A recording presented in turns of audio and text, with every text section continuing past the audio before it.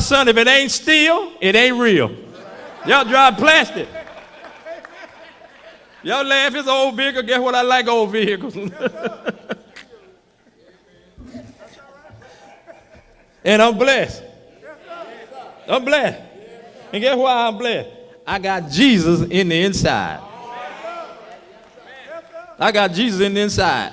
You can sit there, you can do whatever you do, but I'm going to tell you this. Time is winding up. Time is getting short. The time you think you have, guess what? You don't have. The time you have. And guess what? One day you're going to wake up and it's going to be too late. I want to give you some news. Jesus didn't die in vain. He didn't die in vain. Guess what? Keep on doing what you're doing.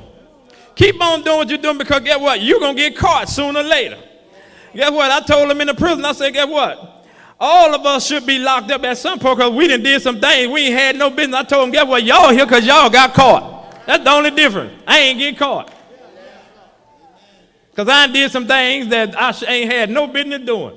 All of us at some point was doing something we ain't had no business.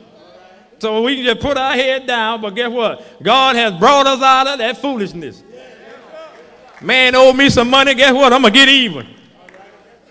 I'm short on my check. Guess what? There's a battery laying down, it's gone. Tools around, it's gone. That ain't a God. That's what I tell you. If you don't connect to the things of God, you can't get it right. But this is my own thinking. Guess what? I ain't going to argue about the money. I'm going to get even. I'm going to suck some gas out of the tank. I'm going to get even. In other words, I'm going to break even with that money. In other words, whatever money you owe, I'm going to break even. He give me $50 to put in the truck. Guess what? I put 20 in, keep the rest.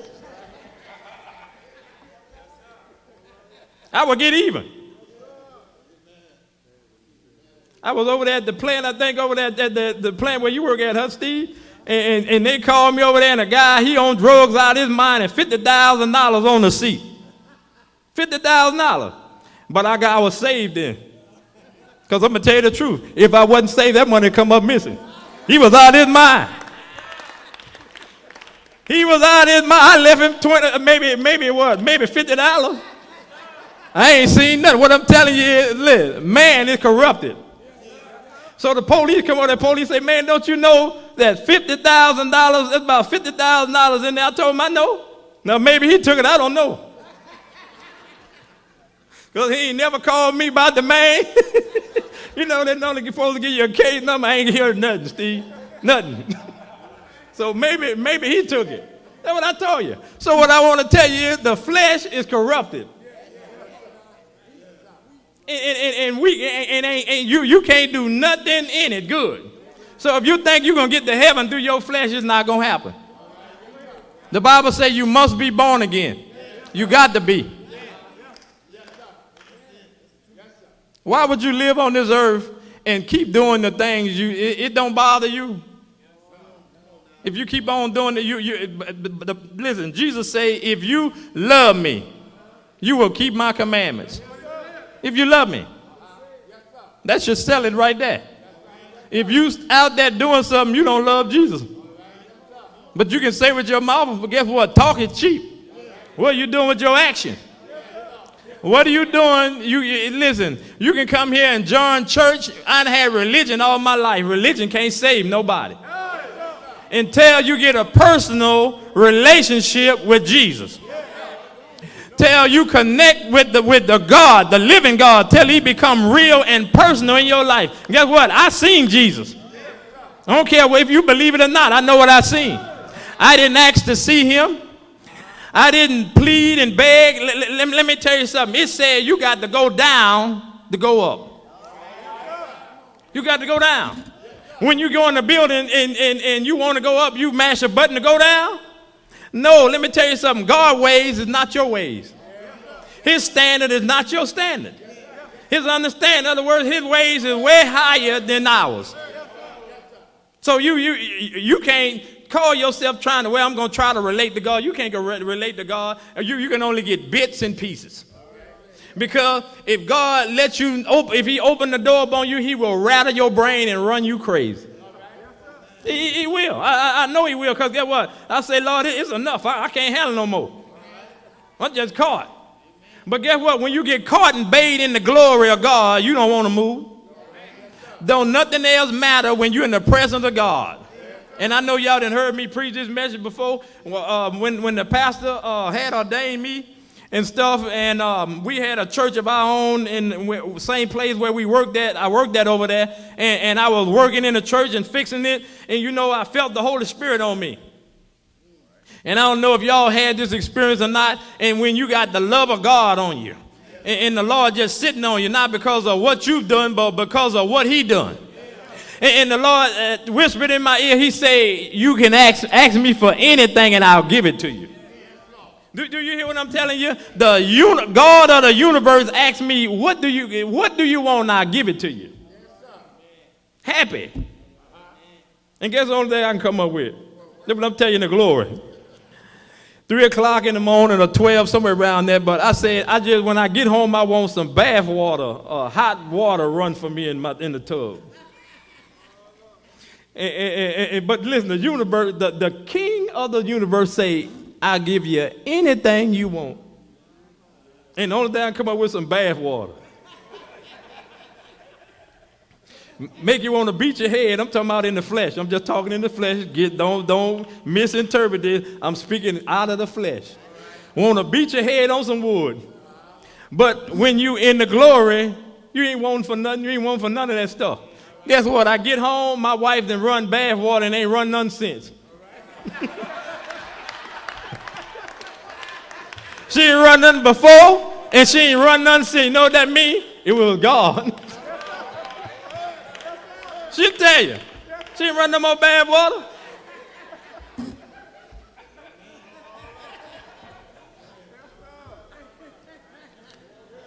God want to do some amazing things in your life.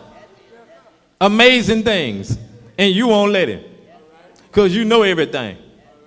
And nobody can tell you nothing. Nobody. And you your own God. You your worst enemy. You won't listen. You think internet got all the answers. A computer that is programmed by man. He ain't got no answers. And the only answers you're going to get from that computer is whatever the man put in. So you basically getting the same thing. Ain't no computer give you no answers. He can't give you no answer. So you ain't going to get no true answers from the world. You got to go, if you want to know the truth, you got to go to the truth. If you want to know the truth. Now, a lot of us don't want to know the truth. A lot of us don't care about people lying to us as long as it ain't affecting us. Eventually, it's going to affect you. Eventually, you're going to come to a place where it's going to be a fork in the road and you're going to have to make a choice. I seen some people on the news, on one of these shows, and they was talking about demonic activity. And that this guy, his mama had warned him about drugs and stuff and all that, and he didn't pay her no mind. And this guy lived in Haiti. And he said them demons got on him. You hear me? He said these demons got on him, and he said he was dying. And he said his spirit, the demons tried to drag him from out of the car. And he said his head was in the dry shaft. He can see the indentation of the dry shaft because the demons trying to pull him, take his spirit. And when he told the man to stop because half of his spirit still in his body and the other half they're trying to take him. A lot of us ain't had no experiences like that. Let me tell you something. If God would open the doorway and let demons come to bother you and let you see what's really going on, then you would change your mind. Listen what I'm telling you. That day is coming. New demons are being released from hell. Listen what I'm telling you. And guess what? It ain't going to get no better. It's hidden. And you don't have no sense of checking, no sense of direction or how to check yourself. Let me tell you something. Something was in me talking besides me. I had a problem. I ain't ashamed. I had 5 demons on me. Probably some more of them, the only one I could count. But what I'm telling you is you ain't never been in no bed and can't move and all that. Let me tell you, I done been tormented by demons. And guess what? Cussing them out ain't going to get them off you. I cussed like a drunk sailor. Guess what? Couldn't get them off me. Pleading all that. Guess what? I needed some relief. Yo ain't at that point yet. But it's coming. It's coming. You don't want to come in the house of the Lord any kind of way and think you're going to leave out of here and going to live forever.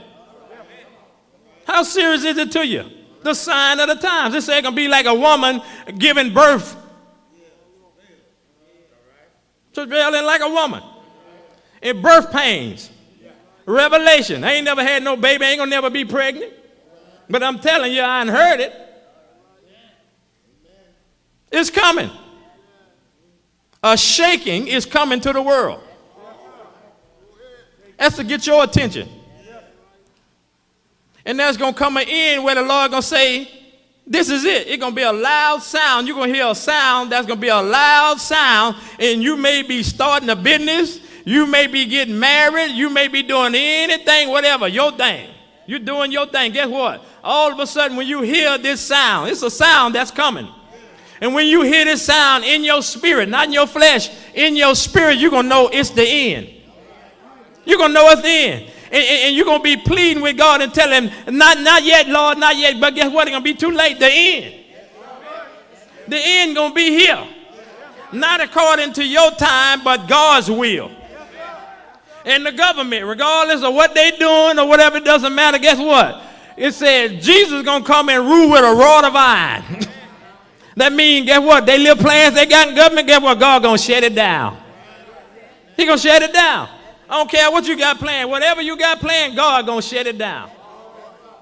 You're going to have to surrender sooner or later. This word didn't mean nothing to me when I was in the juke joints. Or a hole in the wall. It ain't mean nothing to me. But guess what? God caught me. God caught me, and get what he told me. If you don't stop doing what you're doing, you're going to die. And I'm going to give you the same message. You ain't met that kind of God yet, but you keep on doing what you're doing. You're going to meet him one way or the other. Guess what? I knew I had women, you hear me, different houses I would hit and all that, and boy, they sure know how to make you feel good. You know, if nice air and whatever, they're going to set the atmosphere for you. You know, somebody, let's make some atmosphere. They're going to set it up for you. But let me tell you something. I had a choice to make. And I seen two of them. I seen them two choices. The Lord showed me, my way or your way. And it was a vision. I seen myself sitting at a pool, nice house, and looking down at the cement and saying, I missed it. I missed it. Jesus came to some people and they never seen him again. They pushed him off, worried about some hogs going off a cliff, and he never come there again. Jesus is knocking at the door of your heart, and you don't know this is going to be your last time. You don't know. You don't know if this is going to be your last time. Guess what? Jesus went to some places and they pushed him away. The king of the universe was there and asking them, basically, he became them. Not as he said in the likeness of man. Sinful flesh, in other words, but in the likeness of it. Because if he was totally like us, guess what? If he had Mary's blood, guess what? It wasn't enough. Or the father's blood, he came with his own blood. Because you know the baby, when a baby is born, the baby got the daddy blood. That's how you get caught. The child support. He got the daddy blood. Ain't that right? I ain't know nothing about that. He got the daddy blood. Guess what? They did a DNA on Jesus. Guess what? He had nobody's blood. He had his father's, heavenly father's blood. Because see, they blood wasn't enough. Their blood wasn't enough. What I'm telling you is, you're going to have to make a decision. And the battle is going on in your flesh. The fight is going on with you. You're the biggest problem. You're the biggest problem. Your mind and your heart is the biggest problem. Nobody can tell me nothing. You know what I mean? When I was a heathen, I can relate to you. When I was a heathen, nobody couldn't tell me nothing. It was about me. My clothes had to be starched. My vehicles had to be clean. Guess what? It was about me. I had a little fan club and all this. Had me some money in my pocket. My head was this big. My mom used to say, look, can't give him a little money, head big as a peacock. The feathers come out. I worked in Fifth Ward, and I seen some drug dealers, and you know, they out there selling and making their money, and they got a big roll, boy. And they got